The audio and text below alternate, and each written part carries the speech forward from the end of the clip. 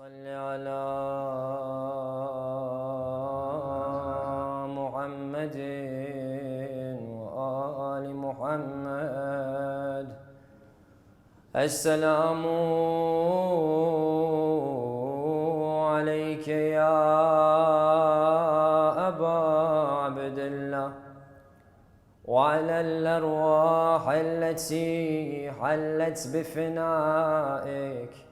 عليكم مني جميعا سلام الله أبدا ما بقيت وبقي الليل والنهار، ولا جعله الله آخر العهد مني لزيارتكم.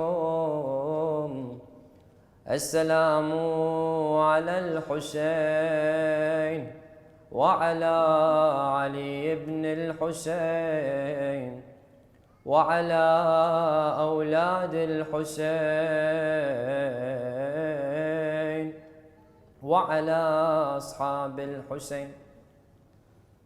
Tonight is the night where we remember two souls, two individuals who gave it their all on the day of Ashura. They sacrificed everything for their Imam, and indeed they achieved the highest ranks in paradise. Tonight is the night where we remember Aun and Mohammed.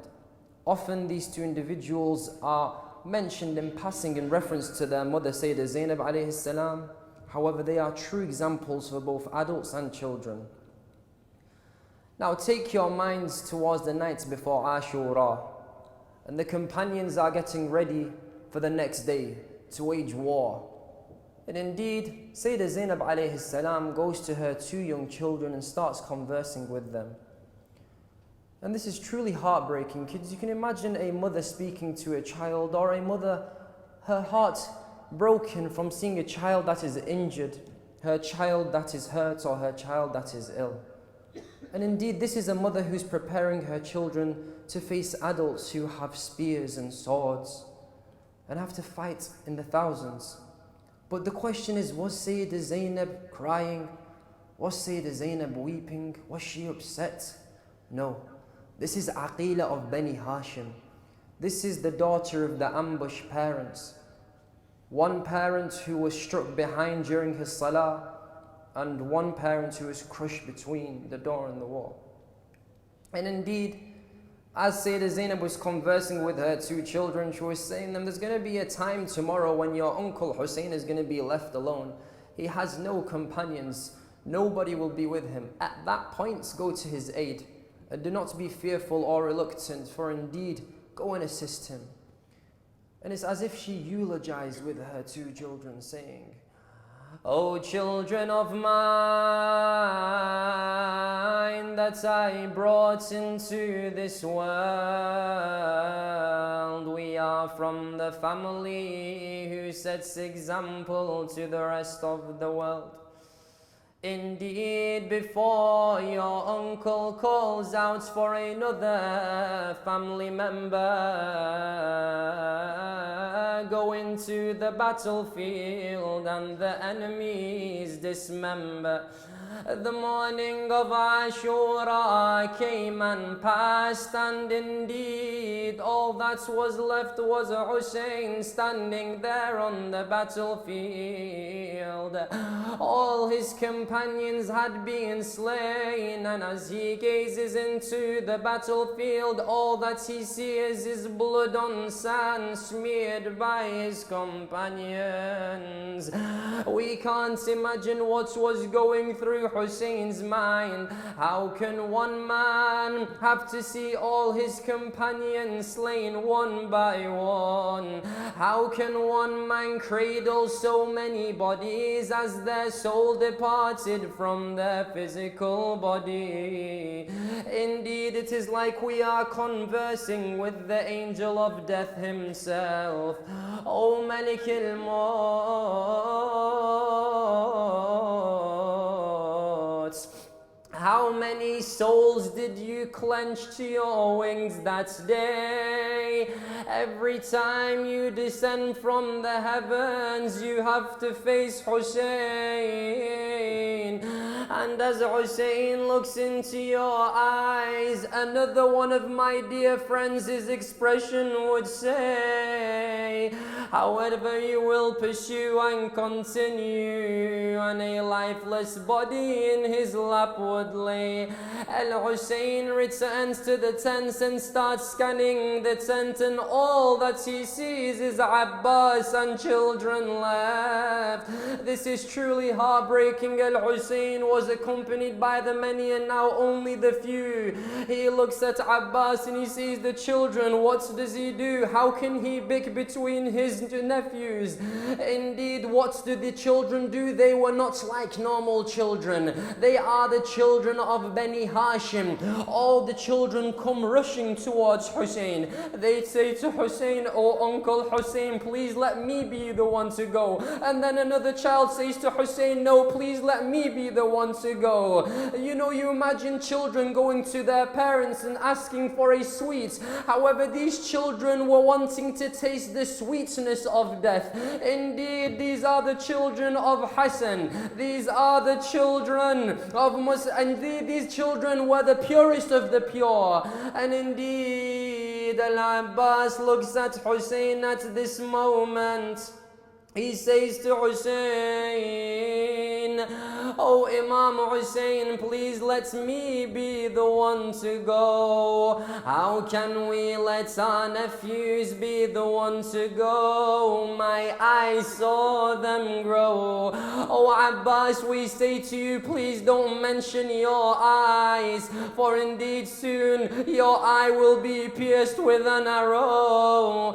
And after that moment, Sayeda Zainab comes and presents her two young children by the age of 13 and 11, Aun and Mohammed, and she says to Hussein, "These children are a trust from my husband Abdullah bin Ja'far. I want them to be the first to go of Bani Hashim from the children.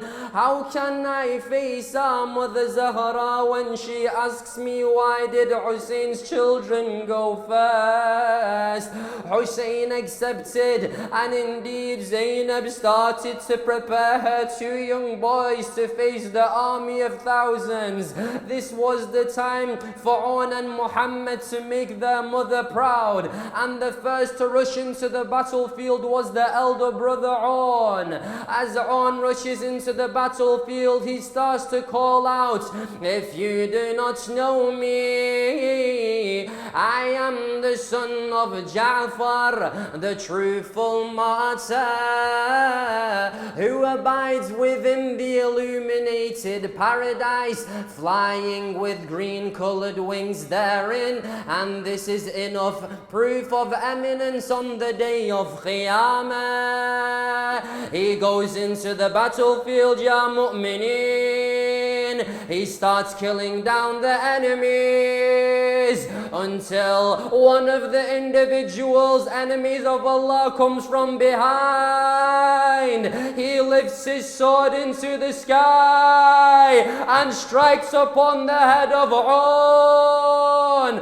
Normally the martyrs get to call for Hussein before they die. However, he was struck so hard that his soul departed from his body before he got to call for Hussein.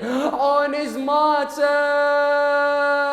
Our condolences to you, O Zainab. You had to witness the martyrdom of your father. Going through it rather, the head hit on with the spear, and now you have to witness your child killed the same way. The young brother Muhammad rushed into the battlefield. As he rushes into the battlefield, he sees his brother, the same brother that he grew up with playing. He sees his head split in two and blood pouring from his head on the plains of Karbala. He starts to call out, "I complain to Allah regarding the enemy. days, a nation who are blind and has caused devastation within our ummah. They have changed the characteristics of the Quran, the firm revelation and its rationality, and they have sided in disbelief with the despots. And then he takes 10 men down from the enemy single-handedly, and then the enemy started to surround Muhammad. They started stabbing him with swords. They started to kick him down until Muhammad was a martyr.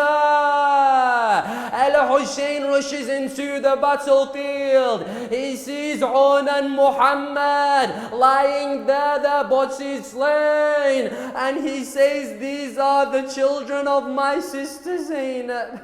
He picks up the lifeless bodies and he takes it back towards the tents.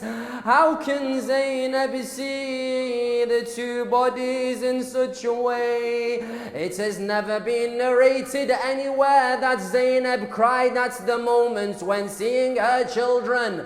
Indeed, when asked, "Why, O Zainab, why didn't you cry when you saw the two bodies of your children?" she replies, "How can I cry? How can I cry just in case it increases the sadness of Hussein? Oh Zainab, we ask you on the night of the 11th, how were you so strong when they took the bodies of your children and cut their heads off and they put it on a spear, and you witnessed this, not one child but two, not one head on a spear but two." Inna lillah wa inna ilayhi raji'un.